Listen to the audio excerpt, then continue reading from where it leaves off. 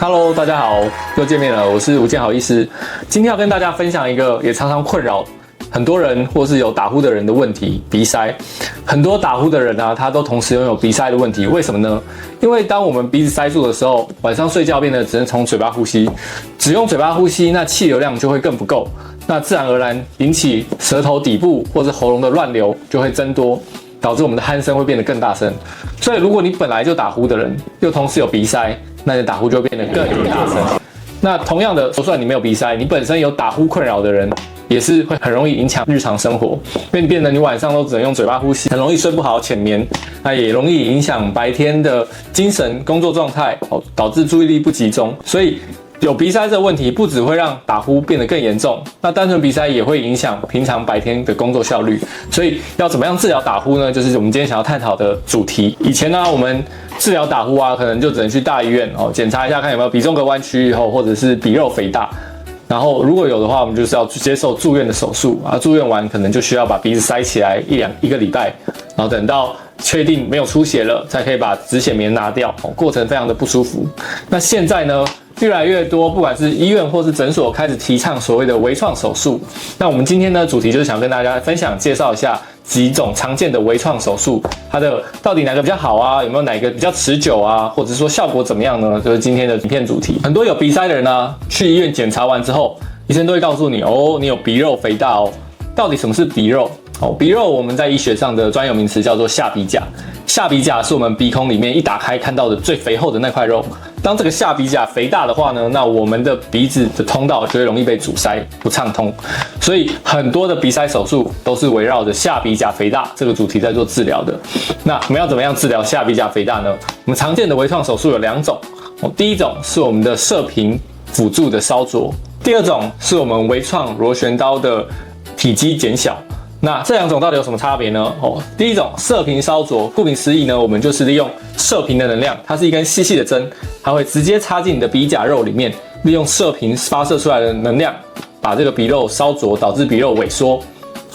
那这个过程大概只需要20分钟到30分钟，就可以把两边的下鼻甲的肉进行一个完整的烧灼，让它萎缩到一个程度，让你的空间变通畅。那第二个常见的就是我们的微创螺旋刀，它跟射频的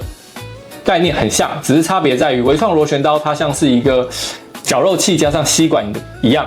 我们把它插入我们的下鼻甲之后，借由这个绞肉器把多余的肉绞掉之后，再把它吸取出来，同样也可以达到下鼻甲体积减小的效果。刚刚我们讲到第一种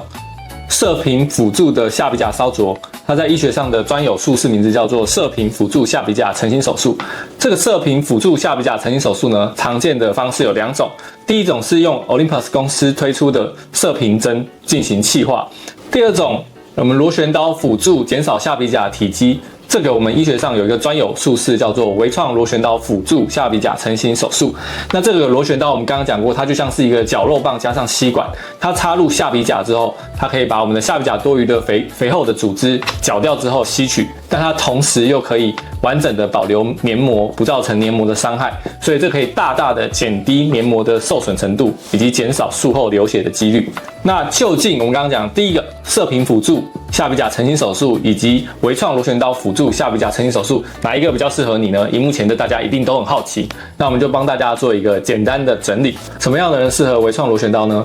第一个，如果你不想要恢复期太长，不想要做传统鼻塞手术的话，微创螺旋刀是一个很好的选择，它的手术时间短，而且恢复期也很短。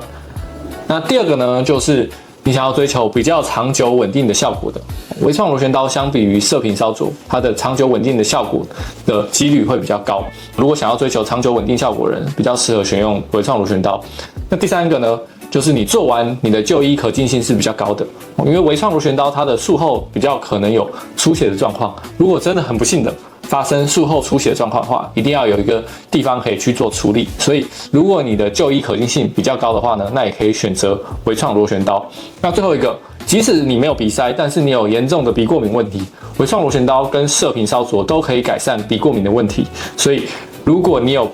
过敏流鼻水的状况的话，那也很适合用微创螺旋刀来治疗。那同样的呢，什么样的人适合使用射频烧灼呢？第一个，同样的，如果你不想要用传统鼻塞手术，但是又很想要迅速改善鼻塞的话，那射频烧灼是一个不错的选择方式。第二个，你担心术后出血的，射频烧灼它的术后出血极低，因为它在边做的过程中都会边止血。它整个气化或者是射频的烧灼都同时可以达到止血的效果，比较不用担心有术后出血的情况。那第三个，同样的，如果你有鼻过敏、流鼻水的情况，射频烧灼也是一个很好能够改善流鼻水的手术，那非常适合那些严重鼻子过敏的人去做这个手术。最后一个，如果你是一个很怕痛的人，射频烧灼它的术后疼痛明显的比微创螺旋刀还要好，所以如果你是怕术后会痛的人，那建议你也可以使用射频烧灼来做这个手术。呼吸决定睡眠品质，睡眠定义健康程度。如果喜欢我们影片的话，帮我们订阅、按赞、分享、开启小铃铛。我是吴建豪医师，我们下次再见喽，拜拜。